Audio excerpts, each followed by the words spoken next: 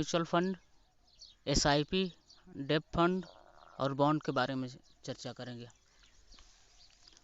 दोस्तों ये बहुत बेसिक चीज़ें होती बाज़ार के बारे में, इसलिए हम इसके बारे में आज वीडियो बनाएंगे ताकि हमारे जो नए व्यूअर्स हैं उनको कोई दिक्कत ना हो, कोई परेशानी ना हो बाज़ार को समझने। दोस्तों म्यूचुअल फंड की चर्चा हम कई एपिसोड में किए, लेकिन आज स्पेशली सिर्फ म्यूचुअल फंड के बारे में हम आज वीडियो बनाएंगे आपके लिए।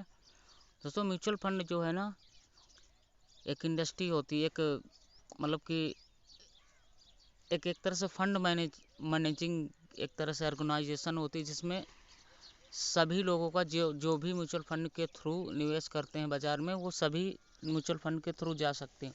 तो जैसे मान लो हमें बाज़ार के बारे में नहीं पता कुछ और हम चाहते हैं निवेश करना, तो म्यूचुअल फंड क्या करता है, उसमें फंड मैनेजर और उनकी टीम होती है, वो क्या करते हैं, आपके पैसे को, आप उनको पैसे देते हो और वो आपका पैसा बाज़ार में प्रिसाइसली लगाते हैं। तो उसमें दोस्तों म्यूचुअल फंड में कई कैटेगरी होती है। आप डेब्ट फंड में लगा रहे हैं, आप लार्ज कैप म्यूचुअल फंड में लगा रहे हैं, आप मिड कैप पे लगा रहे हैं, आप स्मॉल कैप म्यूचुअल फंड पे लगा रहे हैं। जिस भी आप कैटेगरी को सेलेक्ट करेंगे, वो इंडिविजुअल फंड मैनेजर आपके पैसे को वहीं पे लगाएगा जिस फंड को आपने सेलेक्ट कर रखा है। तो म्यूचुअल फंड ऐसे काम करता है। और अब बात करते हैं इसमें किस तरह हम निवेश कर सकते हैं। दोस्तों इसमें एसआईपी की तरह निवेश कर सकते हैं और लमसम कर सकते हैं। लमसम मतलब एक बार में, मान लो आपके पास 2 लाख है तो आप 2 लाख एक बार में लगा दिए, और जिस भी फंड को आप सेलेक्ट कर लिए, वो उसी फंड में आपके पैसे को फंड मैनेजर डाल देता है। उनकी पूरी टीम होती है, रिसर्च टीम होती है, सीए एनालिस्ट, पूरी भारी टीम होती है उनकी।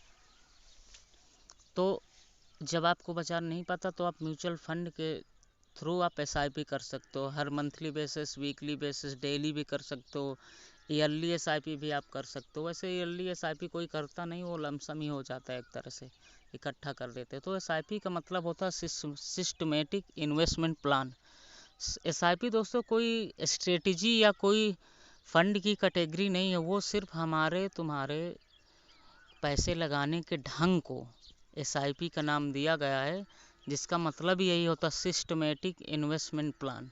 मतलब सिस्टम की तरह, एक सिस्टम के साथ, एक तरीके से, एक रूलबद्ध इन्वेस्टमेंट होता है। और एसआईपी का मतलब और कुछ नहीं होता, ज़्यादा कंफ्यूज होने की ज़रूरत नहीं है। दोस्तों डेब्ट फंड जो होता है ना, वो उसमें रिस्क कम होता है लेकिन रिटर्न भी कम होता है। तो डेब्ट फंड जो होता है ना, उसमें आप यदि डेब्ट फंड सिलेक्ट करते हैं तो उसमें जो आपका फंड मैनेजर है वो आपके पैसे को डेब्ट फंड में लगा। डेब्ट फंड मतलब आपके पैसे को वो दूसरे जगह लोन पे दे देते हैं, ब्याज पे पैसे उठा देते हैं। और डेब्ट मीन्स ब्याज होता है, तो कर्ज मतलब डेब्ट मीन्स कर्ज, ठीक है ना।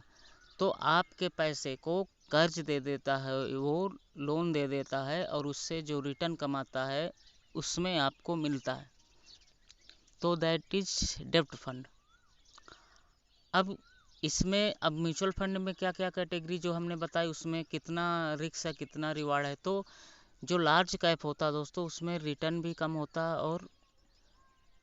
और रिस्क भी मतलब कम होता है। और जो मिड कैप जो फंड होते हैं उसमें मतलब रिटर्न थोड़ा लार्ज कैप से थोड़ा ज़्यादा होता है और लार्ज कैप से थोड़ा रिस्क भी ज़्यादा होता है। और लेकिन जो स्मॉल कैप जो कैटेगरी के जो म्यूचुअल फंड होते हैं, स्मॉल कैप म्यूचुअल फंड मतलब आपके पैसे को 20,000 या उससे कम, 20,000 करोड़ या उससे कम की कंपनियों पे लगाते हैं, तो वो स्मॉल कैप म्यूचुअल फंड हो गया। तो उसमें रिवार्ड भी ज़्यादा होता है, यानी रिटर्न भी ज़्यादा होता है और रिस्क भी ज़्यादा होता है।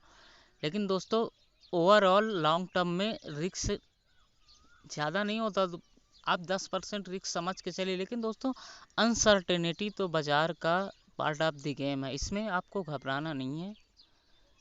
ये रिटर्न आपको ओवरऑल लॉन्ग टर्म में दे ही देता है। बहुत कम ऐसा होता है कि आपको लॉस हुआ। आपको मान लो 2-3 साल में लॉस हुआ है, 1-2 साल, तो उसके बाद फिर रिकवर हो जाएगा वो।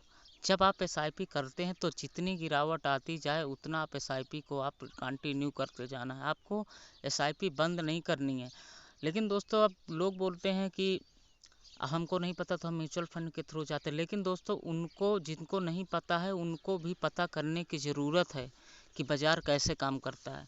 आपको यदि नहीं पता होगा बाज़ार की ABCD भी, कोई बेसिक चीज़ भी नहीं पता होगी, तो आप पैनिक पे आ जाएंगे और म्यूचुअल फंड जो आपका फंड मैनेजर, उससे आप बार बार एक मतलब SIP बंद कर देंगे और उससे आप पैसे निकालने की कोशिश करेगा। आप बार बार उसे पनिश करेंगे कि हमें तो नहीं रुकना, हमें निकलना है, हमें एक बार एग्जिट चाहिए।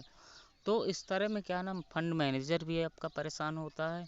परेशान इसलिए होता क्योंकि आपने जिस जिस होप से आप उनके पास गए थे, उनको पैसे दिए थे अपने मैनेज करने के लिए, वो आपको सेटिस्फाइड ना करे। दोस्तों ये बात ठीक है कि वो सोच सकते हैं कि चलो जाने दो, कौन सा अपना पैसा, उनका पैसा ले जाने दो।